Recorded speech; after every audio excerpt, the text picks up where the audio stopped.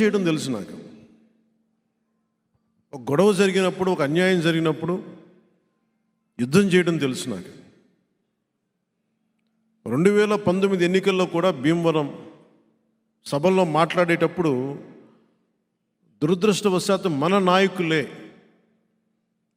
ఇప్పుడు లేరనుకోండి, వాళ్ళు వద్దండి, వాళ్ళు మా బంధువులు అవుతారు, వీళ్ళు మాకు వియ్యంకులు అవుతారు, వీళ్ళు మాకు ఈ కత్తి దూసినప్పుడు యుద్ధం చేయాల్సిన పరిస్థితుల్లో కత్తి ఎత్తకూడదంటే ఎట్లా, ఏం చేస్తాం? కౌరవులు పాండవులు అన్నదమ్ములే కొట్టుకున్నారు, 18 అక్షౌహిణీలు కొట్టుకున్నారు, ఇద్దరు అన్నదమ్ములే. రాజకీయాల్లో యుద్ధమే ఉంటుంది, బంధుత్వాలు ఉండవు. నిర్ణయం తీసుకున్న తర్వాత బంధువులా కాదా వియ్యంకులా ఇంక గొడవలు ఉండవు. ప్రత్యర్థి వర్గమా నా వర్గమా రెండే ఉంటాయి.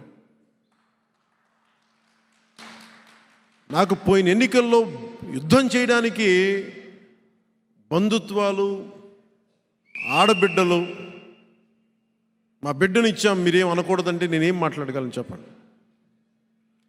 నాకు నిజంగా అప్పుడు బాధ అనిపించింది. నాలాంటి వాడిని మీరు ఏ కడపలో పెట్టుంటే బాగుండేది, ఇక్కడ పెట్టారు నాకు అనవసరంగా అనిపించింది. డైరెక్ట్ జగన్మోహన్ రెడ్డి మీద పోటీ చేస్తుంటే బాగుండేది నాకు తేలిగ్గా. అక్కడ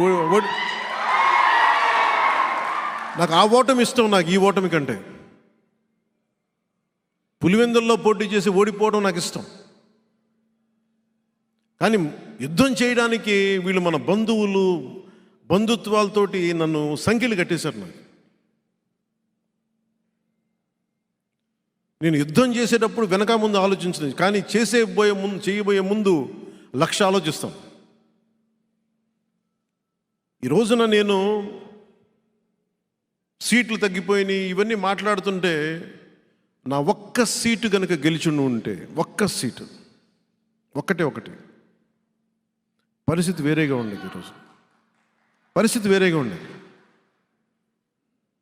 అంటే గతంలో చేసిన తప్పులు వెంటాడతాయి అంటారు చూసారా, ముందు తరాలు చేసిన తప్పులు మనల్ని వెంటాడతాయి.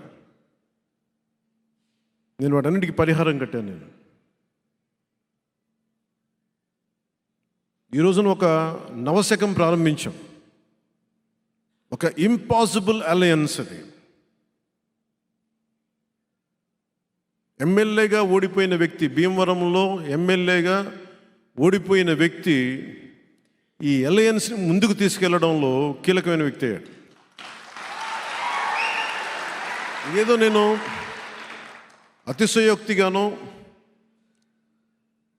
గర్వంగానో చెప్పట్లా, కీలకమైన పదమే వాడుతున్నా. అంటే ఉన్న ఒక్క ఎమ్మెల్యే వెళ్ళిపోయినా నిలబడి ఉన్నామంటే మీ గుండెల్లో ఉన్న స్థానం నాకు అంత బలం ఇచ్చింది. ఎమ్మెల్యేగా ఓడిపోయినా కానీ మీ గుండెల్లో పెట్టుకున్న నాయకుడి స్థానం చెదరలా, నాకు అది సరిపోయింది.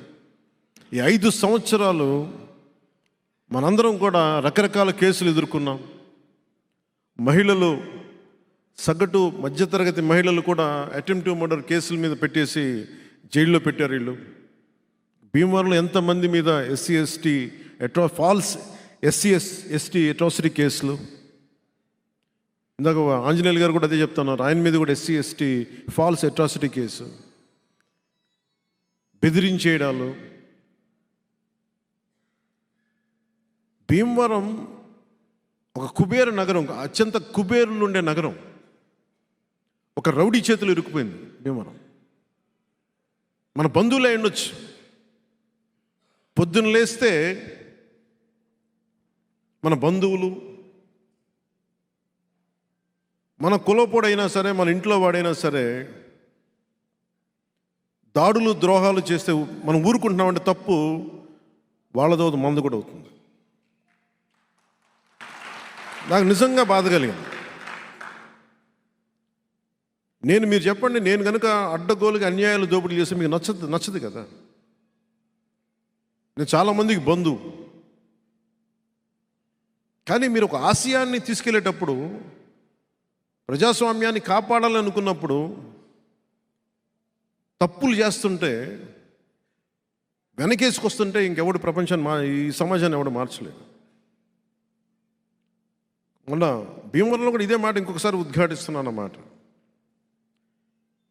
ఒక వ్యక్తి చేసిన తప్పు కులం మీద పడిపోద్ది, అతని వర్గం మీద పడిపోద్ది. వైసీపీ ఎమ్మెల్సీ అనంతబాబు చేసిన, మన మీదేమో ఇక్కడ పులపర్తి ఆంజనేయులు గారి మీద కానీ ప్రతి ఒక్కళ్ళ చాలామంది మీద ఎస్సీ ఎస్టీ ఫాల్స్ అట్రాసిటీ కేసులు పెడతా ఉంటారు. మరి వైసీపీ ఎమ్మెల్సీ తన దగ్గర పనిచేసే ఒక దళిత కులానికి చెందిన ఒక డ్రైవర్ని చంపేసి డోర్ డెలివరీ చేస్తే జైల్లోంచి బయటకు వస్తే జేజేలు పలుకుతున్నారు, వెల్కమ్ బాస్ ఇస్ బ్యాక్ అంటే ఏమి సంకేతాలు పంపితే మీరు చెప్పండి. మన వాడే తప్పు చేశాడు, మన కులస్తుడే మనోడే తప్పు, మనం కరెక్ట్ చేశాడని వాళ్ళు చేసిన తప్పుని మనం వెనకేసుకొస్తే ఇది అందరికీ దెబ్బ తగులుతుంది. భీమవరం కూడా నేను కోరుకుంటుంది, ఇప్పుడు దాకా నేను నోరెత్తలేదు, ఇప్పుడు ఎత్తుతున్నాను. కంది శ్రీనివాస్ని అక్కడి నుంచి తరివేయాలి.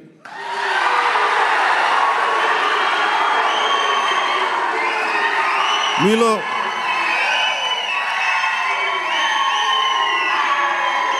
చాలామందికి బంధువతం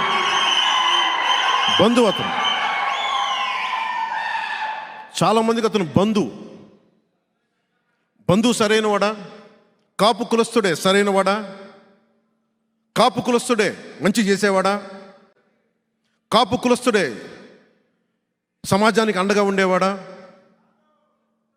మరి అలాంటి వాడిని ఎలా వెనకేసుకొస్తాం? మన బంధువు అని చెప్పి, మన కాపు కులస్తుని చెప్పి ఎలా వెనకేసుకొస్తాం? ఇలా చేస్తే బుట్టలో తాజా పండ్లు ఉన్న బుట్టలో కుళ్ళిపోయిన పండు వస్తే మొత్తం ఎలా కుళ్ళిపోద్దో వెనకేసుకొచ్చే వాళ్ళు కూడా కుళ్ళిపోతారు. ఇది మీరు చాలా చాలా క్షుణ్ణంగా ఆలోచించాలి, లోతుగా అర్థం చేసుకోవాలి. ఒక వీధి రౌడీని ఎమ్మెల్యే చేస్తే ఏ స్థాయికి వచ్చిందో ఈ రోజున భీమవరం చిన్న నిమ్మకాయ సోడా అమ్ముకునే వ్యక్తులు కూడా బెదిరించే స్థాయికి వెళ్ళిపోయింది.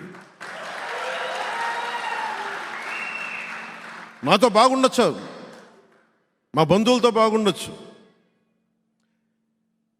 అట్టడుగు వర్గాలతోటి అత్యంత దూరాన ఉన్న వ్యక్తితోటి ఎలా ప్రవర్తిస్తాడన్న దాని మీదే మనం ఆధారపడి ఉంటాం. ఇది నాకు చాలా చాలా వేదన కలిగించింది. నేను చాలాసార్లు పార్టీ పెట్టడానికి సొంత నన్ను కాదని బయటకు వచ్చాను, గుర్తుపెట్టుకోండి. ఆయన కాదనే వచ్చాను, ఆయన ఇబ్బంది పెట్టే వచ్చాను, నాకు తెలుసు.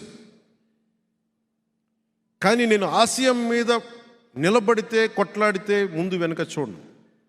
ఆ నిర్ణయం తీసుకోబోయే ముందు లక్ష ఆలోచిస్తాను.